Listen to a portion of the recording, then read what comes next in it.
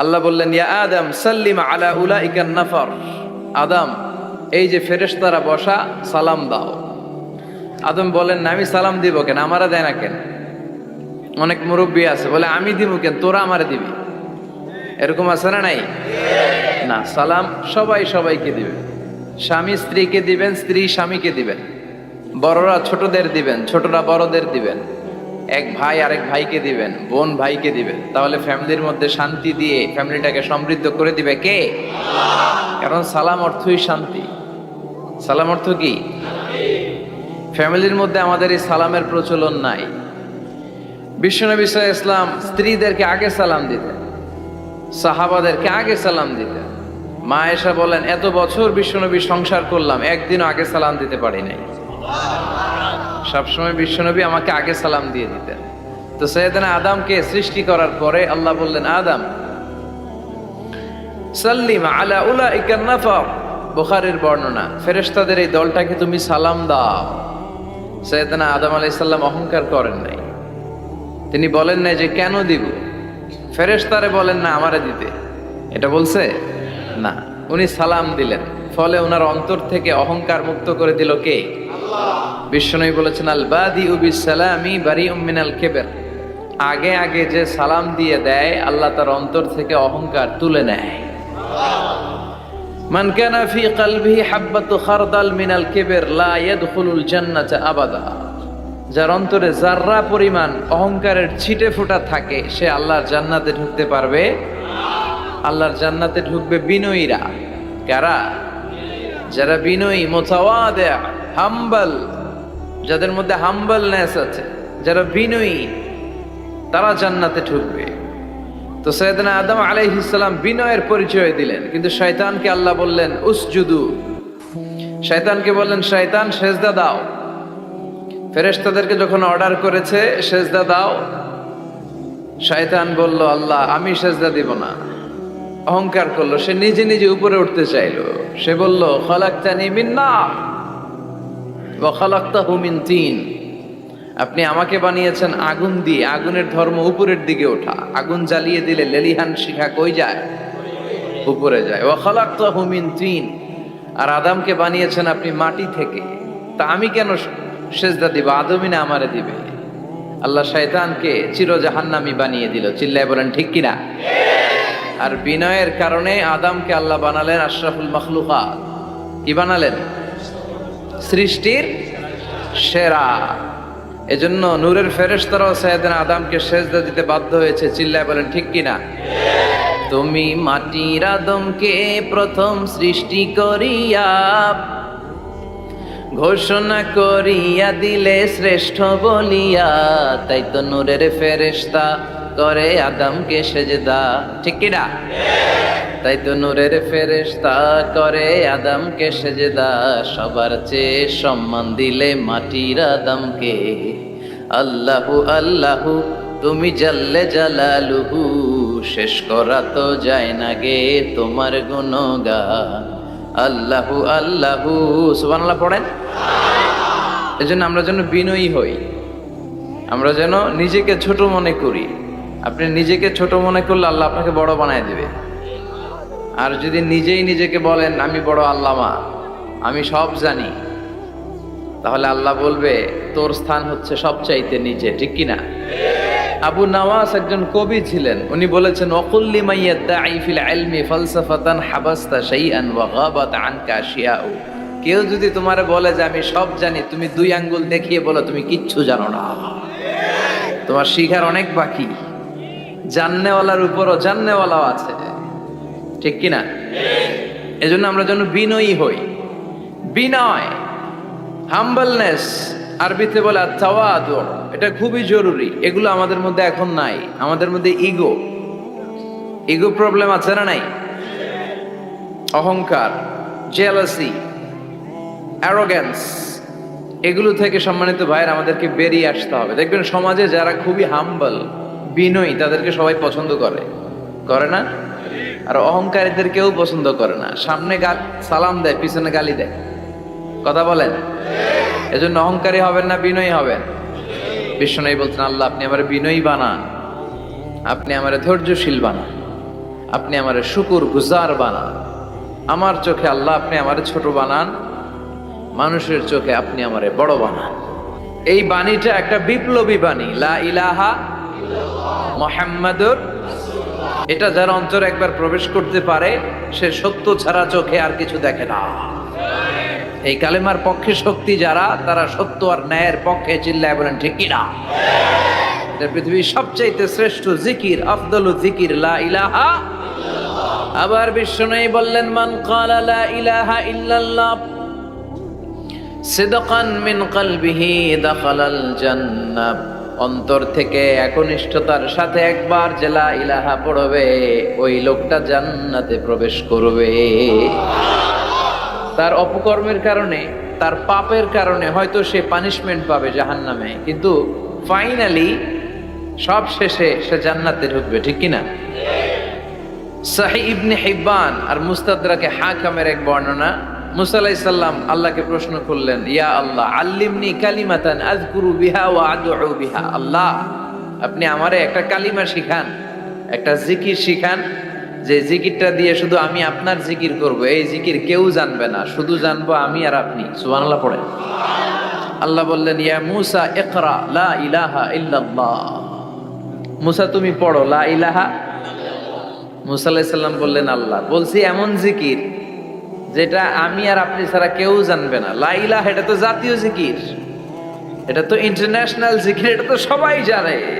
আমি তো চেয়েছিলাম এক্সক্লুসিভ একটা। আল্লাহ বললেন, মুসা লা ইলাহা ইল্লাল্লাহর যে শ্রেষ্ঠ জিকির আমার কাছে নাই। আমি আল্লাহর দেয়া সর্বশ্রেষ্ঠ জিকির হচ্ছে লা ইলাহা। লাউ তাদাউ লা ইলাহা ইল্লাল্লাহ ফি কাফফা ওয়াস সামাওয়াতু ওয়াল আরদু ফি কাফফা। ও মুসা, সাত আকাশ সাত জমিন যদি দাঁড়িপাল্লার এক পাল্লায় রেখে দাও, আর লা ইলাহা আরেক পাল্লায় রেখে দাও, লা রাজাহাত কাফফাতু লা ইলাহা ইল্লাল্লাহ, মুহূর্তেই লা ইলাহার পাল্লাটা ভারী হয়ে যাবে। এটা একটা বিপ্লবী বাণী, এটা ভিক্ষা করার বাণী নয়। জুমার নামাজের পরে একটা টাকা দিয়া যান, আমি গরিব ইনসান, আছে না নাই? আখিরাতে সওয়াব পাইবেন পাহাড়ের সমান। আর জিকির ধরে লা ইলাহা ইল্লাল্লাহ। অনেকে মনে করে এটা ভিক্ষা করার জিকির, কপাল পোড়া। আমরা ভিক্ষার সাথে এটাকে জুড়ে দিয়েছি। এটা একটা বিপ্লবী বাণী। এই বাণীর অর্থ, এটার ইম্পর্টেন্স, এটার সিগনিফিকেন্স আর তাৎপর্য যে বুঝে, সে আল্লাহ ছাড়া কারো সামনে মাথা নত করতে পারে না। চিল্লা এখন ঠিক কিনা। তাফসীর ফি জিলালিল কুরআনের রচয়িতা সৈয়দ কুতুব শাহিদ, নাম শুনছেন? গোটা বিশ্বব্যাপী তার নাম আর ডাক। তিনি ফি জিলালিল কুরআন লেখে গোটা বিশ্বের যুবকদের অন্তর কাঁপিয়ে দিয়েছিলেন। এই সমাজে তিনি জাহালাত দেখে এই জাহালাতের বিরুদ্ধে কলম ধরেছেন, আর যুগ শ্রেষ্ঠ তাফসির রচনা করেছেন, তাফসির ফি জিলালিল কুরআন। এটার অনেক ভাষায় ট্রান্সলেশন হয়েছে, বাংলায় পাওয়া যায়। খুব সম্ভব আল কোরআন একাডেমি লন্ডন এটা ট্রান্সলেট করেছে। তো উনি এই কালিমার পক্ষে থাকার কারণে, ইসলামী আন্দোলনের কারণে তৎকালীন প্রেসিডেন্ট জামাল আব্দুল নাসের ওনাকে ফাঁসি দেওয়ার আদেশ দিয়েছে, ফাঁসির কাস্টে ঝুলিয়ে মৃত্যুদণ্ডের অর্ডার করেছে। তো জেল কোডের নিয়ম অনুযায়ী যাদেরকে ফাঁসি দেয়া হবে, হ্যাঙ্গিং করা হবে, হ্যাঙ্গিং করার ঘন্টাখানিক আগে ওই কারা কর্তৃপক্ষ থেকে নিয়োগ দেয়া জেলখানার ইমাম সাহেব এসে তাদেরকে লা ইলাহা পড়ায়। কি পড়ায়? লা ইলাহা ইল্লাল্লাহ পড়ায়। তো সৈয়দ কুতুব শাহিদ উনিও যখন ওনাকে ফাঁসির কাজটা ঝুলানো হবে, ওই মুহূর্তে জেল কোডের নিয়ম অনুযায়ী ইমাম সাহেব এসে সৈয়দ কুতুব সাহেবকে বলতে আরম্ভ করলো যে, আমি আপনাকে কালিমা পড়াতে এসেছি, আপনি পড়েন লা ইলাহা ইল্লাল্লাহ। সৈয়দ কুতুব শাহিদ বললেন, আমারে কালিমা শিখাতে এসো না, আমি কালিমা খুব ভালো জানি। যেই কালিমা পড়ার, যে কালেমা তুমি ফাঁসির আসামিদেরকে পড়ানোর কারণে মান্থলি বেতন পাও, ওই কালিমার ব্যাখ্যা করার কারণে আমাকে ফাঁসির কাজটা ঝোলা লাগছে।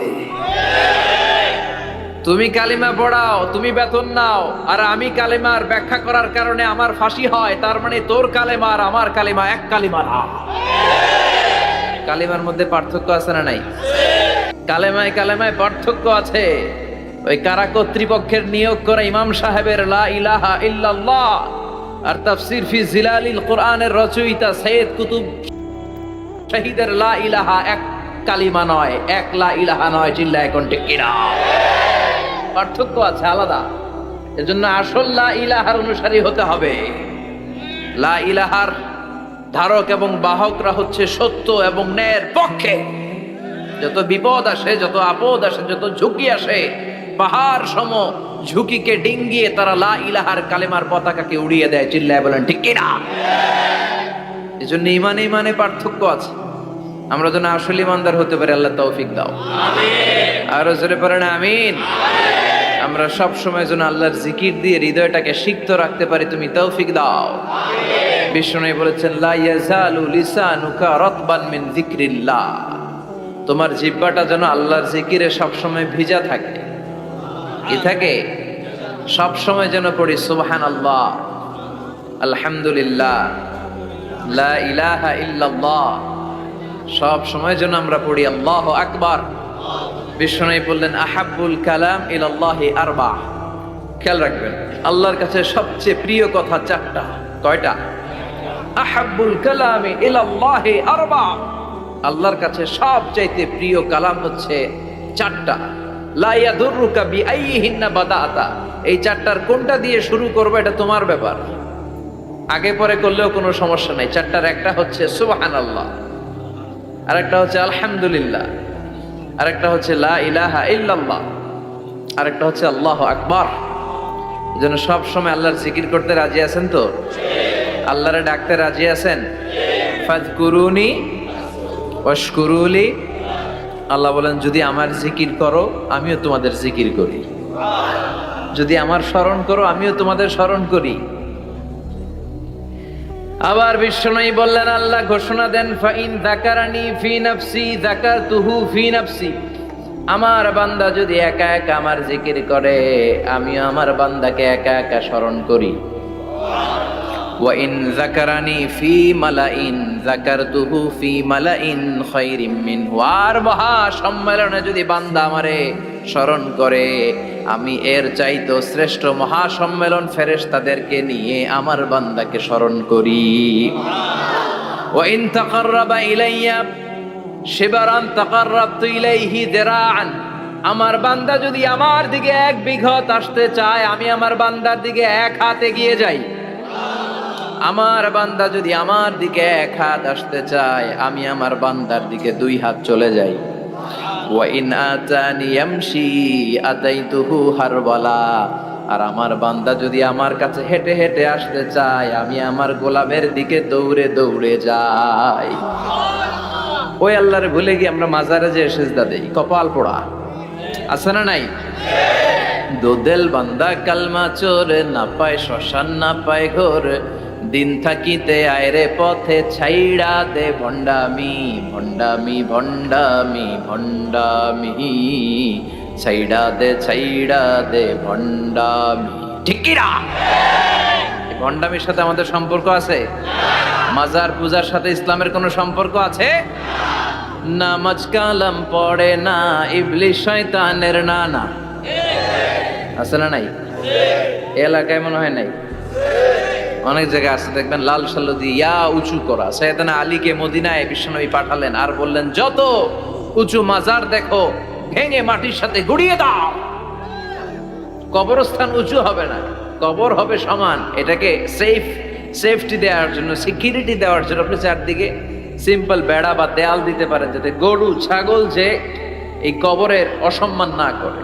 আমরা আশরাফুল মাখলুকাত, আমরা বেঁচে থাকলেও যেমনি সম্মান আছে আমাদের, মরে গেলেও সম্মান আছে না নাই? আল্লাহ বললেন ওয়ালাকাদ কাররামনা বানি আদম, আমি বনি আদমের সম্মান বাড়িয়ে দিয়েছি। জীবিত অবস্থায় যেমনি সম্মান মরে গেলেও সম্মান। ঠিক কি না? বিশ্বনবী দেখলেন একটা লাশ যাচ্ছে, লাশ দেখে নবী দাঁড়িয়ে গেলেন। সাহাবারা বললেন ইয়া রাসূলুল্লাহ ইন্নাহু ইয়াহুদি, এটা ইহুদির লাশ। দাঁড়ালেন কেন? বসেন। বিশ্বনবী বললেন আওয়ালাইসাত নাফসান, এটা কি মানুষ না? এটা হোক না ইহুদি, হোক খ্রিস্টান, হোক নাস্তিক, এটা তো মানুষ। আমি তো মানুষকে সম্মান দিয়েছি। I have dignified the status of the sons of Adam. আমি বনি আদমের সম্মানকে বাড়িয়ে দিয়েছি। সবার উপরে মানুষ সত্য, তাহার উপরে নাই। এজন্য কবরকে সিকিউরিটি দিতে হবে, কিন্তু গম্বুজ বানানো যাবে, লাল সালু দেয়া যাবে, মাজারে আগরবাতি দেয়া যাবে, মোমবাতি, মশারি, অনেক মাজারের উপরে লম্বা মশারি টাঙানো আছে না নাই? ওর বাবারে মশাই কামড়ায়, কত বড় ডাকাত। তো মশাই যদি নিচ থেকে তাড়াইতে না পারে, ও তোমারে কি করবে? কথা বলেন। মশা তাড়াতে পারে না নিজের গা থেকে, ও তোমারে কি বাঁচাবে? দেখবেন যে লোকটা মাজারে মশারি দেয়, ওর বাবা ডেঙ্গু জ্বর, ওর বাপেরে মশাই খায়, ওর মারে মশাই খায়। গোটা বিশ্বের সবগুলো আল্লাহর ওলি যদি একটা গ্লাসের পানিতে ফু দেয়, আর আপনার মা যদি আপনার মাথার মধ্যে হাত বুলিয়ে দেয়, আপনার মা যদি আপনার বুকে একটা ফু দিয়ে দেয়, সব পীর সাহেব একদিকে, মায়ের দোয়া আরেকদিকে, মায়ের দোয়া মুহূর্তে আবার আল্লাহর আরশে পৌঁছে যাবে। এজন্য বিশ্বনবী বলতেন সালাসু দাওয়াতিন মুস্তাজাবা, তিনটা দোয়া আল্লাহ কবুল ফিরিয়ে দেন না। এক নম্বরে হচ্ছে দাওয়াতুল মুসাফির, সফর অবস্থায় দোয়া করলে কবুল করে কে? দুই নম্বরে দাওয়াতুল মাজলুম, অত্যাচারিত ব্যক্তির দোয়া কবুল করে কে? তিন নম্বরে দাওয়াতুল ওয়ালিদাইনি লিওয়ালাদিহি, মা বাবা যখন হাত তুলে ছেলে মেয়েদের জন্য আল্লাহর কাছে দোয়া করে, ওই দোয়াটাও কবুল করে কে?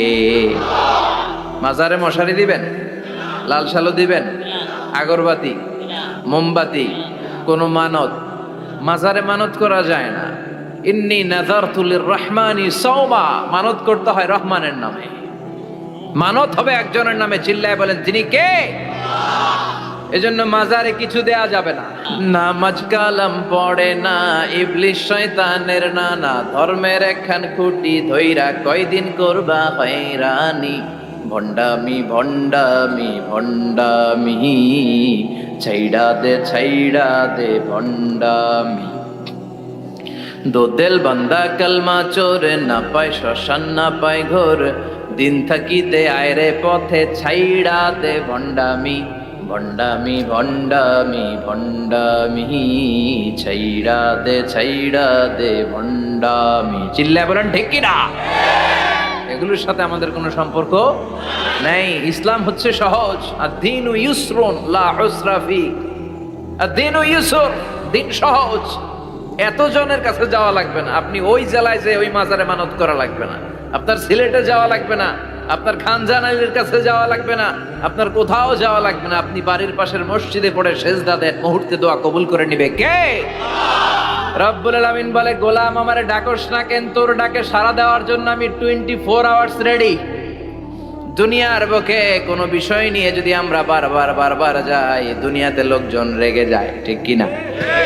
আমি ওনার কাছে গেলাম, ভাই আজকে একটা বিপদে পড়ছি, 500 টাকা দেন, দিয়ে দিল। এরপরের দিন আবার গেলাম, দিল। পরশু দিল, তরশু গেলে শেষা দিয়ে দিবে, একটা মাইট দিয়ে দিবে, ঠিক কিনা? কি পাইছো তুমি? প্রতিদিন 500 টাকা। বারবার কোন একটা ইস্যু নিয়ে কারো কাছে যাওয়া যায় না, এটা লজ্জার বিষয়, ঠিক কিনা? কিন্তু আল্লাহর বিষয়টা উল্টো। সুনানে তিরমিজির বর্ণনা, ইন্নাহু মান লাম ইয়াসআলিল্লাহ ইয়াগদাব আলাই, কোন বান্দা যদি কোনো বিষয় নিয়ে, কোনো ব্যাপার নিয়ে আল্লাহর কাছে বারবার না যায়, আল্লাহ তার উপর রেগে যায়। এজন্য আল্লাহর কাছে বারবার যাওয়ার দরকার আছে না নাই? আপনার মনের জ্বালা যন্ত্রণা পূরণ করে দিতে পারে কে? এটার নাম তাওহীদ, এক আল্লাহ কেন্দ্রিক হওয়া। সব সময় বিপদে আপদে কার কাছে যাবেন? আপনার বিপদ দূর করতে পারে কে? আপনারে অসুস্থ থেকে সুস্থ বানায় দিতে পারে কে? মনের জ্বালা যন্ত্রণা মিটাতে পারে কে? আল্লাহ ছাড়া কেউ পারবে? কোন মুফাসসিরে কোরআন আপনারে বাঁচাতে পারবে? কোন আল্লাহর ওলি বাঁচাতে পারবে? এমনকি আল্লাহর কোন পয়গাম্বার, কোন নবী আপনার কিচ্ছু করতে পারে? লিতাকুনু শুহাদা আলান নাস, তোমাদেরকে হতে হবে উম্মাতান ওয়াসাতান, মধ্যমপন্থী উম্মাত, মাঝামাঝি থাকতে হবে। কিন্তু আমরা এদেশে মার্জিনালাইজ করে ফেলি। যারা চরমনায়ের মুরিদ, অন্যদেরকে আর দেখা যাবে না। যারা সরসিনার মুরিদ, এরাই সব, অন্যদিকে যাওয়া যাবে না। যারা জামাত ইসলাম, অন্যদিকে আর যাওয়া যাবে না। যারা হেফাজতে ইসলাম, অন্য কারোর মধ্যে আর হক নাই। যারা আহলে হাদিস, এরা তো সব নিয়েই গেছে, সব হক সুন্নাহ এদের কাছে। কারো মুখের কোনো কথা এদের কাছে কোনো দাম নাই। আপনি যত হকের কথা বলেন, এদের দলেই নাকি ঢুকতে হবে। আমরা যেন মাঝামাঝি হয়ে, আপনি তাবলিগ করতে পারেন, করেন, খুব ভালো। তাবলিগের ভাইদের একটা ভালো গুণ হচ্ছে নিজের খেয়ে নিজের পরে ইসলামের দাওয়াত দেয়, ঠিক কিনা? নিজের টাকা ভেঙে দাওয়াত দিচ্ছে তো, তাদের কারণে অনেকে কালিমা শিখছে, অনেকে নামাজ শিখছে, তাদেরও কন্ট্রিবিউশন আছে না নাই? তো যারা তাবলিগ করেন, আপনি মনে করবেন না যে সব হক সব সত্য, শুধু আপনি হকের ডিলার এটা মনে করবেন না। সব সত্য হক এটা আপনার বাবার দাদার সম্পত্তি এটা মনে করবেন না। সব দলের মধ্যে হক থাকতে পারে, বরং সব দলের ভালো ভালো জিনিসগুলো নিয়ে নিজেকে সাজানো দরকার। কথা বলেন। জামাত ইসলামীর মতো, হেফাজতে ইসলামীর মতো আন্দোলনের স্পিরিট থাকতে হবে। চিল্লা এখন ঠিক কিনা? আমার সুন্নি ভাইদের মতো নবীর প্রেম অন্তরে থাকতে হবে। চিল্লা এখন ঠিক কিনা? তাবলিগের ভাইদের মতো হৃদয়ে ইখলাস থাকতে হবে। এই সবগুলোর সমন্বয় হচ্ছে ইসলাম, সবগুলোর সমন্বয় ইসলাম। এজন্য কখনো মনে করবেন না যে আমি একদল করি তার মানে অন্য সব দল মনে হয় বাতিল, ওগুলো মনে হয় মুসলমান না, ওগুলো আমার চোখেই ধরে না। এটা ঠিক না, এটা ইহুদিদের স্বভাব। ইহুদিরা শুধুমাত্র হকের ডিলার মনে করতো নিজেদেরকে, ইহুদি ছাড়া বাকি কাউরে ওরা চোখে দেখতে পারতো না। এজন্য আমরা কি কট্টরপন্থী হব না মধ্যমপন্থী? চিল্লায় বলেন, কট্টরপন্থী না মধ্যমপন্থী? আল্লাহ আমারে যতদিন বাঁচিয়ে রাখে আমি মধ্যম পন্থার কথা বলেই যাব, up to my death. It's my mission, it's my vision. এটাই আমার লক্ষ্য, যে মধ্যম পন্থার ইসলামকে প্রমোট করা, যেটা বিশ্বনবীর ইসলাম, যেটা মদিনার ইসলাম, যেটার মধ্যে বাড়াবাড়ি নাই, ছাড়াছাড়ি নাই, ঠিক কিনা? We have to go back to our Lord. আমাদেরকে ফিরে যেতে হবে আমাদের রবের কাছে। আমরা কেউ আজীবন থাকতে আসি নাই। থাকতে পারবো আজীবন? দাদা চলে গেল, বাবা চলে গেল, মা চলে গেল, মামা চলে গেল, খালু চলে গেল, এরপর আমাদের টনক নড়ে না, তাই না? পাগল পাড়া হয়ে আছে এই পৃথিবীর জন্য। মরতে যে হবে এটা ভাববার সময়টুকু আমাদের নেই। আমরা ব্যস্ত আমাদের ক্যারিয়ার নিয়ে, আমাদের লাইফ নিয়ে, আমাদের সমাজ নিয়ে, আমাদের ফ্যামিলি নিয়ে, আমাদের সন্তান আর সম্পদ নিয়ে আমরা super busy. We are leading a very super busy life. We don't have even a single time to think about death. মৃত্যু নিয়ে ভাবার একটা মুহূর্ত আমাদের নাই। কিন্তু পৃথিবীর সবচেয়ে সুনিশ্চিত বিষয় হচ্ছে মৃত্যু, ঠিক কিনা? The most certain thing in our life is death. আমাদের জীবনের সবচাইতে সুনিশ্চিত বিষয় হচ্ছে মরণ। মরবই আমরা। And the most uncertain thing in our life is the time of death. আর আমাদের জীবনের সবচেয়ে অনিশ্চিত বিষয় হচ্ছে মৃত্যুর সময়। আমরা জানি না। মরবো যে এটা জানি, জানেন না? কিন্তু কখন মরবো এটা জানি? এই সূরাটা আপনারে এই জিনিসটা জানান দিতে এসেছে যে দুনিয়ার সম্পদ, লোভ, লালসা এগুলো নিয়ে পড়ে থেকো না। এই যে আমাদের ফ্যামিলি, আমাদের বাচ্চা কাচ্চা, আমাদের এত টাকা পয়সার হিসেব, মাস শেষে বাড়ি ভাড়া, গ্যাসের বিল, এইটা সেইটা, আপনি কি মনে করছেন যে আপনি চলে গেলে এগুলো থেমে থাকবে? কিছুই থেমে থাকবে না, সব চলবে আগের মতো। থাকবেন না আপনি। এমন দুনিয়া যেটাতে আমি নাই, সব চলে। সকাল গড়িয়ে বিকেল হয়, শীত শেষে গ্রীষ্ম আসে, দিন শেষে রাত নামে, সব চলে, নাই শুধু আমি। চিল্লায় বলেন ঠিক কিনা? তো এজন্য এগুলি একটু ভাবেন। অনেক ব্যস্ত আমরা। এই দুনিয়ার পুরো জীবনটা এটা হচ্ছে লালসাময় একটা জীবন।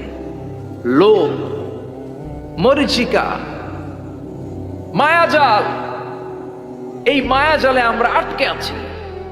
ফলে মৃত্যুর কথা আমরা ভুলে গিয়েছি। পাগলের মতো ছুটছি, আরো টাকা লাগবে, আরো খ্যাতি লাগবে, আরো যশ লাগবে, আরো দাপট লাগবে আমার। এত টাকা দিয়ে কি হবে? এত সম্পদ দিয়ে কি হবে? এত ব্যস্ততা দিয়ে কি হবে তোমার? স্টপ, থামুন, অনেক হয়েছে, আম্মা থামুন। Take a rest, take a breath and think about death. Think that you have to go back to your Lord. একটু বসেন না, একটু ভাবেন যে আমাকে চলে যেতে হবে, চলে যেতে হবে। এই কোলাহল, এই ব্যস্ততা এগুলো থাকবে, থাকবো না আমি। সাইয়েদনা ওমর ফারুক বলেছেন, মুতু ক্বাবলা আন তামুতু, মরার আগে একবার মরো। হাসিবু ক্বাবলা আন তুহাসাবু আলাইকুম, তোমার হিসাব নেওয়ার আগে তুমি একবার নিজের হিসাবটা করো না। কাগজ বের করে একটু লিখো না কি কি ভালো কাজ করছিলা, যেগুলো দিয়ে নাজাতের ওসিলা হতে পারে। 1 2 3, আর কি কি আকাম কুকাম করছো দেখো না। লিখে দেখো তোমার অবস্থাটা কি। মরার আগে একবার মরো, মরার আগে খাটের মধ্যে শুয়ে শটান করে চোখ বন্ধ করে একবার মরার ভান করে দেখেন কেমন লাগে। চোখটা বন্ধ করেন আর ভাবেন আপনি নাই, কি কি হতে পারে ভাবেন। আপনার ছেলে মেয়েরা কান্না জুড়ে দিবে, আপনার প্রাণের স্ত্রী বিলাপ শুরু করে দিবে, বন্ধু বান্ধবের চিৎকার আর মাতম, স্থানীয় এলাকার মসজিদে ঘোষণা, অমুক এলাকার নিবাসী অমুক ভাই অমুকের ছেলে অমুক দুনিয়ায় নাই। সব আত্মীয়রা চলে আসবে, ফেসবুকে স্ট্যাটাস দেয়া হবে, সবাই সবাইকে জানাবে বিকাল 4টায় অমুক হাই স্কুল ময়দানে আপনার জানাজা। ছুটে আসবে, সবাই ছুটে আসবে আপনাকে শেষ বিদায় দিতে, গুড বাই জানানোর জন্য, আল ওয়াদা, বিদায় জানাতে আসবে সবাই। 4 তাকবীর দিয়ে আপনার জানাজা হবে, অশ্রুসিক্ত জানাজায় আপনার বিদায় হবে। কাঠের খাটিয়ার মধ্যে করে কাঁধে তুলে আপনার কবরে নেওয়া হবে। আগে থেকে খুঁড়ে রাখা কবরটার মধ্যে আপনারে বিছিয়ে দেয়া হবে, বাঁশের কচি দিয়ে তার উপরে মাটির চাপা দিয়ে সব চলে যাবে। ভাবেন না একবার চোখ বন্ধ করে, this is the circle of life, this is the nature of life. এটা সবার হবে, আমার হবে, আপনার হবে। এত মায়া, এত ভালোবাসা কই যাবে? কেউ থাকবে না, সবাই আপনার অন্ধকার কবরে রেখে দিয়ে চলে আসবে। উপরে বাঁশের কঞ্চি, তার উপরে মাটির চাপা, অন্ধকার আর অন্ধকার। এই অন্ধকার যেন শেষ হতে চায় না, শুধুই অন্ধকার, ঠিক কিনা? এজন্য আমাদের চলে যেতে হবে। দাদা গেল, চাচা গেল, মামা গেল, আমাদেরকেও যেতে হবে, জোরে কোন ঠিক কিনা? একদিন মাটির ভেতরে হবে ঘরে মন আমার, কেন বন্ধ দালান ঘর, প্রাণ পাখি উড়ে যাবে পিঞ্জর ছেড়ে।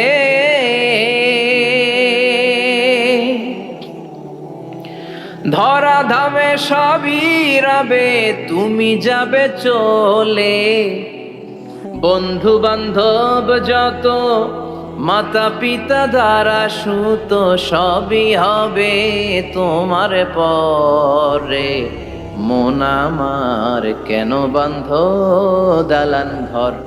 একদিন মাটির ভেতরে হবে ঘরে মন আমার, কেন বন্ধ দালান ঘর, ঠিক কিনা? সব পরে থাকবে, চলে যেতে হবে আমাদেরকে। এজন্য আখিরাতের কথা যেন আমাদের স্মরণ হয়। বিশ্বনবী বলতেন, নাহাইতুকুমান জিয়ারাতিল কবুর, আমি তোমাদেরকে কবর জিয়ারত করতে আগে নিষেধ করতাম, কিন্তু এখন নিষেধাজ্ঞা প্রত্যাহার করে নিলাম। এখন সব সময় তোমরা কবরের সামনে যাবা আর জিয়ারত করবা। একটু গেলে আখিরাতের কথাটা স্মরণ হবে।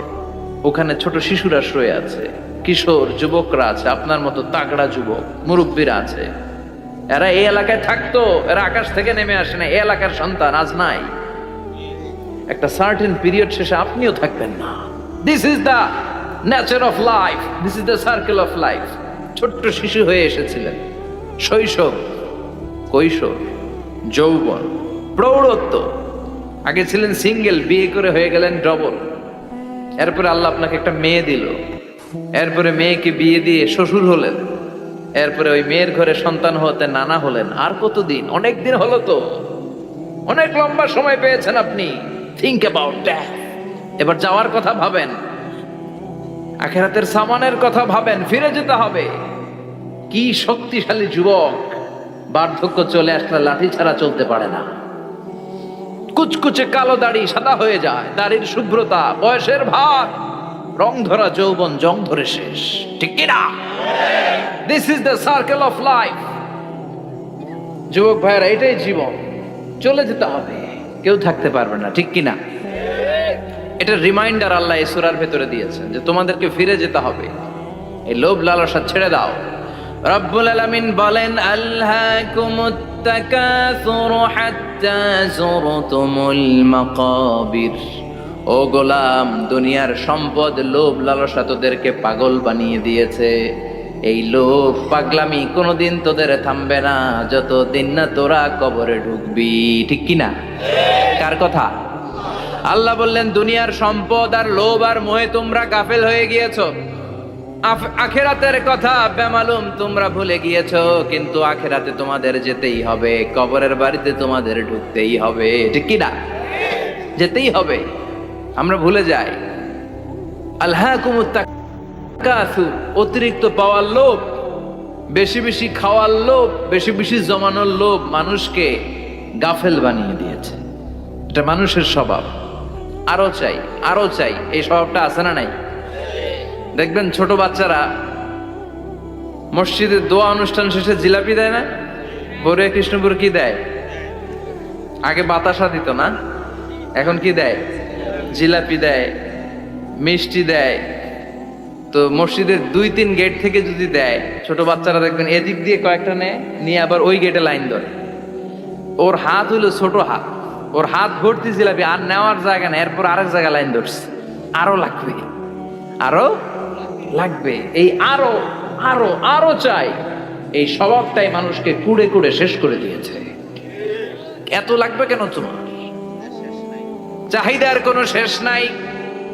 Unlimited demand of human being. যার আছে বেশি তার চাই বেশি। যার সাইকেল আছে তার হুন্ডা চাই, হুন্ডা আছে তো প্রাইভেট কার চাই, প্রাইভেট কার আছে তো প্লেন চাই, প্লেন আছে তো হেলিকপ্টার চাই, হেলিকপ্টার আছে তো ওইটা চাই, ওইটা আছে তো সেটা চাই, ঠিক কি না? এলাকার মেম্বার যে হয়েছে চেয়ারম্যান হতে চায়, আছে না নাই? চেয়ারম্যান সাহেব এমপি হতে চায়, আছে না নাই? এমপি সাহেব মন্ত্রী হতে চায়, আছে না নাই? মন্ত্রী সাহেব প্রধানমন্ত্রী হতে চায়, আছে না নাই? কিন্তু এই দেশে সুযোগ নাই। কথা কন, এই দেশে প্রধানমন্ত্রী সিলেক্টেড। 2-3 জনের বাইরে কেউ প্রধানমন্ত্রী হইতে পারবি না, ঠিক কিনা? আমার এই জীবনে তো আমি 2-3 জনেরই দেখলাম। তো মানুষের চাহিদার কোনো শেষ নাই। যার আছে বেশি তার চাই বেশি। এজন্য বিষ্ণু বলেছেন, উনজুরু ইলা মান হুয়া আসফালা মিন, তোমার চেয়ে যে খারাপ আছে ওর দিকে তাকাও। ওয়ালা তানজুর মান হুয়া আ'লা মিন, তোমার চেয়ে যে ভালো আছে ওর দিকে তাকায়ও না, তোমার চেয়ে যে খারাপ অবস্থানে আছে ওর দিকে তাকাও। অনেকে নিজের অবস্থান নিয়ে সুখী না, এরকম আছে না নাই? আল্লাহ আমার এটা দিল না রে, ওইটা দিল না রে, পাইলাম না রে, কিচ্ছু হয় না, কি করব জীবনে, হতাশ। আসলে আছে কিন্তু অনেক, কিন্তু শুকরিয়া নাই, টাকা, ঠিক কি না? নিজের অবস্থান নিয়ে সুখী না, কিন্তু অনেক লোক আছে তারা আপনার অবস্থানে পৌঁছতে চায়। তাদের দিকে তাকিয়ে দেখেন, আপনি যে অবস্থানে আছেন এই অবস্থানে পৌঁছাটা অনেকের কাছে স্বপ্ন। তারা প্রতিনিয়ত সংগ্রাম আর স্ট্রাগল করে যাচ্ছে আপনার অবস্থানে পৌঁছতে, আর আপনি এটা নিয়ে সন্তুষ্ট না। শেখ সাদির নাম শুনেছেন? বালাগাল উলা কাশাফাত দুজা, এই কবিতাটার রচয়িতা ইরানের বিখ্যাত এক কবি। উনি একবার আর্থিক সমস্যার মধ্যে দিয়ে সময় কাটাচ্ছেন, টাকা নাই, পয়সা নাই, পায়ে দেওয়ার মতো জুতা নাই। উনি খুব দুঃখ পেলেন, হায় রে, আমি ইরানের এত বড় কবি, আমার পায়ে দেওয়ার মতো জুতা নাই। দুঃখ ভরা মন নিয়ে রাস্তায় হাঁটতে বেরোলেন। হাঁটতে হাঁটতে হঠাৎ দেখলেন একটা লোক শুয়ে শুয়ে কাঁদছে, ওই লোকটার 2টা পাই নাই, পাই নাই। উনি সেজদায় পড়ে গেলেন, আল্লাহর কাছে ক্ষমা চাইলেন, আল্লাহ অনেক দিয়েছো, শুকর আলহামদুলিল্লাহ। এজন্য যেই পরিস্থিতিতেই থাকি না কেন আমরা কি পড়বো? জোরে বলেন, কি পড়বো? এজন্য আল কানাজু মিনাল ইসলাম, অল্পে তুষ্ট থাকার নাম হলো ইসলাম। সম্পদ লাগবে কিন্তু সম্পদের পাহাড় লাগবে না, ঠিক কি না?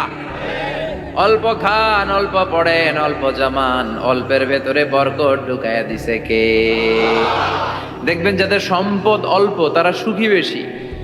জরিপে এটা দেখা গিয়েছে, অনেক সার্ভেতে এটা এসেছে, যারা সম্পদশালী এরা দুঃখী বেশি, এদের দুঃখ বেশি, টেনশন বেশি। খুব স্বাভাবিক, টাকা যার বেশি রোগ তার বেশি, টাকা যার বেশি টেনশন তার বেশি, টাকা যার বেশি ঘরে শান্তি তার কম, আছে না নাই? ঘরের ভেতরে অশান্তি, ছেলে কথা শোনে না, ছেলে টানে গাঞ্জা, মেয়ে করে পরকিয়া, আছে না নাই? স্ত্রী কথা শোনে না, ভালোবাসা নাই, ঘরটা জাহান্নামের টুকরা। রোগ বালাই, এক একটা হসপিটাল বিল পরিশোধ করতে মাসে 5 লাখ 10 লাখ, আছে না নাই? কিছু খেতে পারে না, ডাক্তার একেবারে ডায়েট মেনু বেঁধে দিয়েছে, ডায়েট, ভেরি ডায়েট মেনু, এটা এটা এটা এটা কিছুই খাবেন না, শুধু গরু খাবেন না, খাসি খাবেন না, চিংড়ি খাবেন না, খালি ঘাস খাবেন। ইচ্ছে মতো ঘাস খাবেন, মানে ঘাস জাতীয় যত আইটেম আছে সব খাবেন। শাক খাবেন, সবজি খাবেন, সালাদ খাবেন। গরু, চিংড়ি, মুরগি, গোশত, ইলিশ কিছু খেতে পারে না। তাহলে রোগ বেশি, খাওয়ার মজা নাই, ঘরে সাংসারিক শান্তি নাই, খালি ব্যারাম আর ব্যারাম, ঠিক কিনা? কিন্তু সম্পদের পাহাড় ঘটেছে। আর অল্প যারা খায়, অল্প পড়ে, রিক্সাওয়ালা, কুলিওয়ালা, অল্প বেতনের চাকরি, কিন্তু হক হালালি মেনে চলে, দেখবেন শান্তি আছে অনেক। হ্যাঁ, বাসা ভাড়া দেয়, ফ্যামিলি চালায়, বাচ্চাদের স্কুল বিল, এরপরও মাস শেষে 1-2 হাজার টাকা হাতে থেকে যায়। আর ওর প্রতি মাসে 10 কোটি টাকা ইনকাম, তারপরও ব্যাংকের ঋণ আছে না নাই? সুখ কারে বলে? কিভাবে আপনি সুখকে ডিফাইন করবেন? সুখ তো টাকায় কিনা যায় না। শান্তি টাকা দিয়ে হয় না, শান্তি দেওয়ার মালিক কে? শান্তি আছে অল্প খেয়ে শুকর করার মধ্যে, শান্তি আছে আলহামদুলিল্লাহর মধ্যে। চিল্লায় বলেন ঠিক কিনা? এজন্য অল্প খাবো, অল্প পড়বো, অল্প জামাবো, অল্পের ভেতরে বরকত দিয়েছে কে? দেখেন, ধনী ভাইরা খেতে পারে না, কিন্তু রিক্সাওয়ালার কি সমস্যা হয়? রিক্সাওয়ালারা সব খেতে পারে। কুলিওয়ালা, দিনমজুর, এরা একেবারে স্লিম সুঠাম দেহি, মেদহীন পেট, পেটে কোনো মেদ নাই, ভুড়ি নাই। আর কুটিপতিদের মেদ আছে না নাই? এত বড় বড় পেট, ঠিক কিনা? আমাদেরও পেট আছে, তবে হালাল পেট। এটা হারাম টাকা দিয়ে এই ভুড়ি বানাই নাই আমরা। চিল্লে বলেন ঠিক কিনা? রিক্সাওয়ালা, কুলিওয়ালা নিজেও নামাজ পড়ে, বউও নামাজ পড়ে, বাচ্চাটাও নামাজ পড়ে, রিক্সা চালায় আর জিকির করে লা ইলাহা ইল্লাল্লাহ। সুখ আর শান্তি, তাদের ঘরে সুখ। ধনী, কোটিপতি, ভিআইপি, সিআইপিস, এদের রাতে ঘুম নাই। 1 ঘন্টা ঘুমানোর জন্য 4টা ট্যাবলেট খাওয়া লাগে, এরকম আছে না নাই? কিন্তু ঘুমের জন্য যে ট্যাবলেট খাওয়া লাগে, রিক্সাওয়ালা এটা জানি না। ওর যেখানে রাইত ওইখানেই, ওর মাথা বিছনায় লাগতে দেরি, ওর ঘুম আসতে দেরি হয়। ওর ঘুমে নাকের ডাকের আওয়াজে ট্রাকের ইঞ্জিনও ফেল। সুবহানাল্লাহ পড়েন।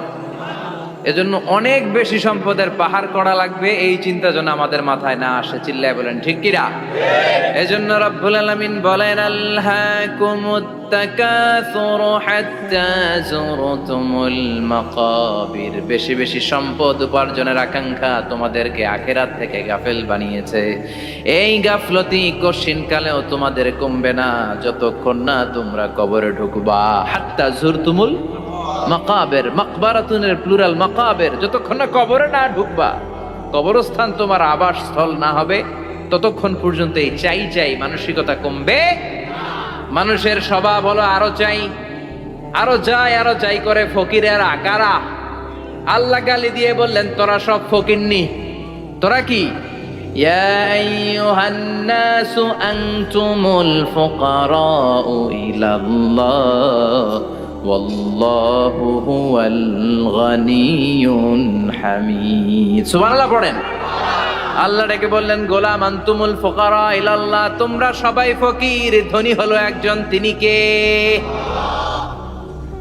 আল্লাহ শুধু ধনী। আর মানুষের স্বভাব হচ্ছে আরো চাই, আরো চাই। ওর 2 তলা বিল্ডিং, আমার 3 তলা লাগবে। ওর 2টা গাড়ি আছে, আমার 3টা লাগবে, আছে না নাই? বিশ্বনবী বললেন, কিয়ামতের আগ দিয়ে মানুষের মধ্যে আকাঙ্ক্ষায় প্রতিযোগিতা বেড়ে যাবে, প্রতিযোগিতামূলক টেন্ডেন্সি। কার চেয়ে কে বড় হতে পারে, কার চেয়ে কে বেশি টাকার পাহাড় বানাতে পারে, আছে না নাই? বিশ্বনবী বললেন, ওয়া আনতারাল হুফাতাল উরাতাল আলাতা রিয়া আশ-শাইয়াতা তাওয়ালুনা ফিল বুনিয়ান। কিয়ামতের আগে এমন কিছু লোক যাদের গায়ে দেওয়ার মতো জামা ছিল না, পায়ে দেওয়ার মতো জুতা ছিল না, পেটে দেওয়ার মতো খাবার ছিল না, সমাজের কেউ তাদেরকে চিনতো না। হঠাৎ করে এই লোকগুলো ধনী হয়ে যাবে। And they will start to construct, they will compete to construct high rises building in the cities. শহরে গ্রামে এরা বড় বড় বিল্ডিং বানানো শুরু করবে, সড়কের কাছাকাছি চলে আসছে। এই যে বিল্ডিং বানানোর প্রতিযোগিতা, কুমিল্লা শহরে আজ থেকে 20-25 বছর আগে 5 তলা 6 তলা একটা বিল্ডিং ছিল না, এখন 10 তলা 20 তলা আছে না নাই? ঢাকায় আজ থেকে 20 বছর আগে 10 তলা বিল্ডিং খুঁজে পাইতেন আপনি? নাই। গোটা বিশ্বব্যাপী এখন টাওয়ার বানানোর প্রতিযোগিতা। বিশ্বনবী বললেন, এদের কোনো টাকা ছিল না, পৃথিবীর সবচেয়ে বড় টাওয়ার এখন আরব দেশে, এদের কোনো টাকা ছিল না,